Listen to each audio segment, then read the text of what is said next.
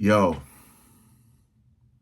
2024, still going, still exposing, stuff still coming out, stuff is still resurfacing. Jay-Z investigated for transferring Rihanna.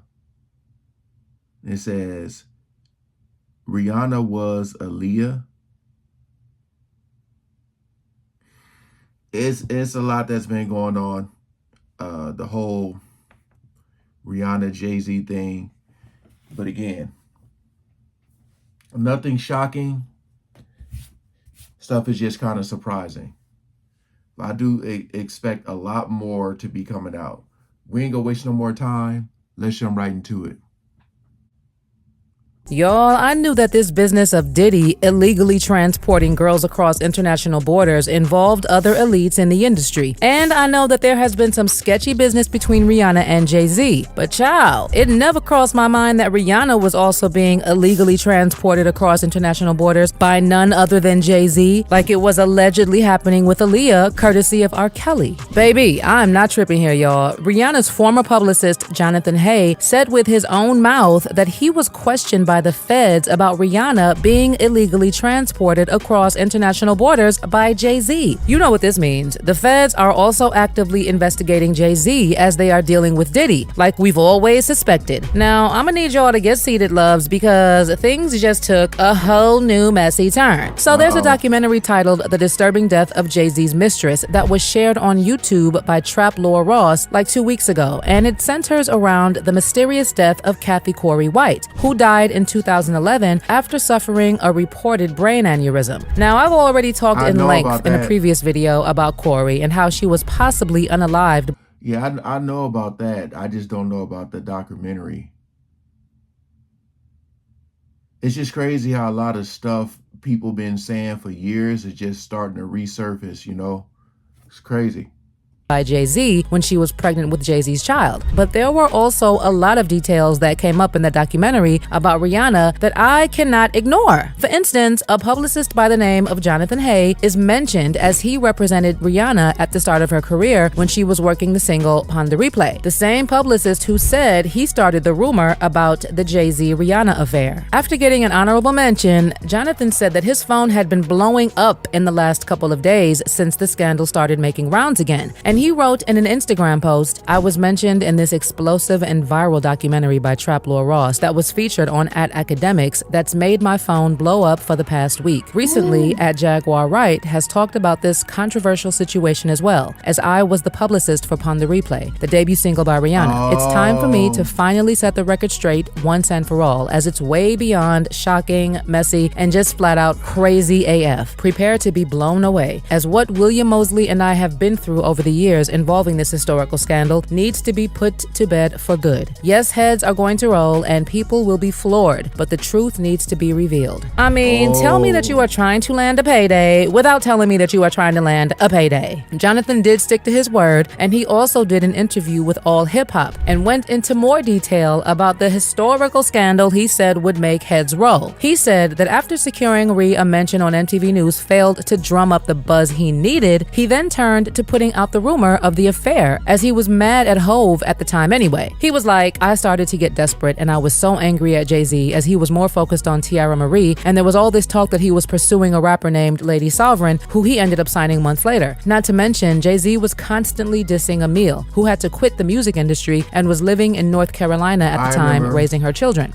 The same Emil who said that Beyonce definitely wanted to hook up with her and she kind of disappeared from the industry after outing Bey. Very fishy." Anyway, Jonathan also said that since Jay would not give them any attention and he was being disrespectful to Emil, who was a single mother, he decided he was going to get his attention and be disrespectful back to Jay-Z, as Rihanna was the best thing on Def Jam by far. In his words, quote, "I thought Jay-Z was a dirtbag, so I put out the story that Jay-Z was in a love triangle with Rihanna and Beyonce, and that caught fire, sparked conversation, increased radio play, press coverage, and other forms of attention. I was in an unapologetic, by any means necessary state of of mind. Now, something that Jonathan also said that caught my attention is that he was stopped by federal agents who he said were keeping close tabs on Jay since his incident with Lance on Rivera, and he was also being implicated in an incident with R. Kelly during their joint tour. Jonathan said that one day, unmarked law enforcement cars stopped him and the intimidating individuals introduced themselves as a federal task force, and they requested to speak with him. So he followed them to talk while he was in a complete state of panic. He said that as he sat in the desolate makeshift interrogation room as they questioned him, the gravity of the situation became clear to him. Apparently, the feds clarified that they were investigating Hova for allegedly engaging in X-rated activity with Rihanna when she had not yet turned 18 and illegally transporting her across international borders. And the feds said that she wasn't the only one. There were many others.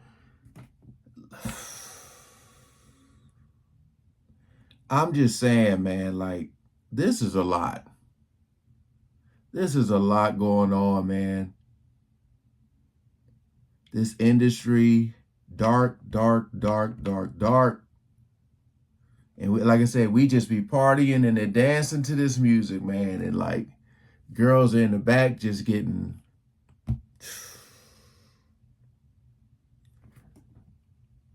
Child, isn't this the same thing Diddy is being investigated for by the feds? And if the feds mentioned that they were also investigating Jay's connection to R. Kelly, does this mean that Aaliyah was also being transported across international borders like Rihanna? Anywho, Jonathan went on to explain that he told the feds the affair was a rumor he made up, but he said they didn't believe him because they had receipts. Then he was later asked by Jay's team to issue statements about Rihanna and Jay-Z and was told to take full blame. Hence the statement where he said, quote, "The PR stunt that I did was out of desperation to help break Pon de Replay. It was reckless and I didn't think it was going to work. I was just throwing spaghetti at the wall to see what would stick," end quote. At the time, Jonathan also said that they didn't think it would be that big of a story, but seeing Beyonce suffer and knowing that people were profiting from speculations and opinions about her really turned his stomach. Then he said, "I'm ashamed that I'm even talking about this. I just want to put this rumor to rest once and for all." Baby, just like when the rumor started making rounds, people are still saying that they don't believe that the affair was just a rumor he started. I mean, he wants us to believe that he started a rumor that tarnished not just Rihanna, but Jay-Z's image and then confessed to it, and Jay-Z did nothing to him? Well, Jonathan alleges that he was supposed to get some title promo for his other clients in exchange for his cooperation, but never did. But knowing how Jay handles his business, even I don't believe that there were no other consequences for Jonathan starting the rumor. Unless, of course, it was not a rumor. He may have amplified the allegation, but honey, the talks about the affair between Jay and Rihanna were there, and they continued for a while. We even had some people like Jaguar Wright claiming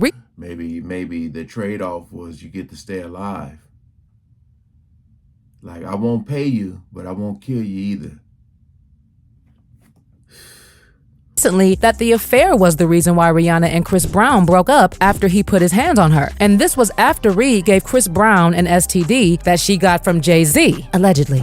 It's clear to say that the herpes that she had came from the person she had been most involved with, and that was Sean Carter. I heard about the story that. of what happened between Rihanna and Chris Brown was that they were in a Lamborghini the night prior to the Grammys in 2009 when Riri confronted Chris about smashing another woman. Then they started fighting, and Rihanna ended up with a busted lip, a black eye, and on her face. According to what Chris said, Rihanna grabbed his crotch while she was trying to get his phone off him. And in retaliation, he also bit her and did what he did next. He then said that Rihanna got out of the car and started to scream, "Help, he's trying to unalive me." And he was like, "Stop, we're gonna get in trouble." But the real tea was allegedly that when Chris Brown and Rihanna were together, he got mad after Rihanna gave him an STD, which she had gotten from none other than Jay Hova. And after he confronted Rihanna for always having something in her mouth, Rihanna followed Chris Brown to the Lamborghini and started fighting him for embarrassing her, and Chris retaliated. Allegedly, Chris Brown was forced by Jay-Z to give the version of the story that he gave because Jay didn't want anything else to come out about him and Rihanna. Chris Brown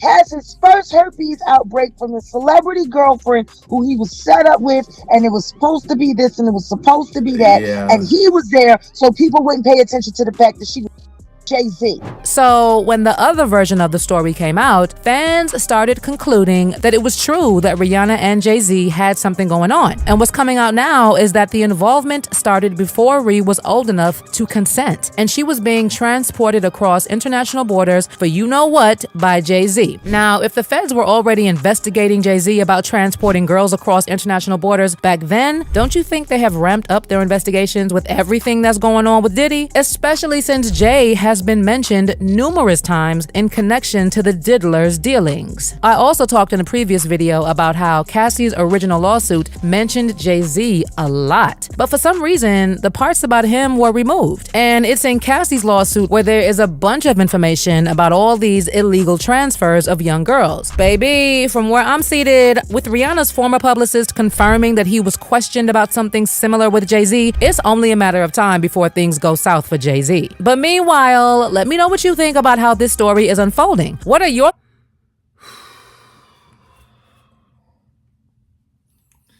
You know, like I said, it'd be a lot going on. I'm trying to just keep my ear open on all this, because the problem, like I kept saying, is like, if nothing happens with these people, I mean, just think about how many victims are out there. Think about that. You know, and when I say that, I mean like people who probably aren't singing or whatever doing anymore, and then the ones that still are, the ones that happened to, and they got the fame and they just keeping quiet. But yeah, I felt like this dude, like, it's so easy to get to people, man. It's so easy to get to people. Comment below.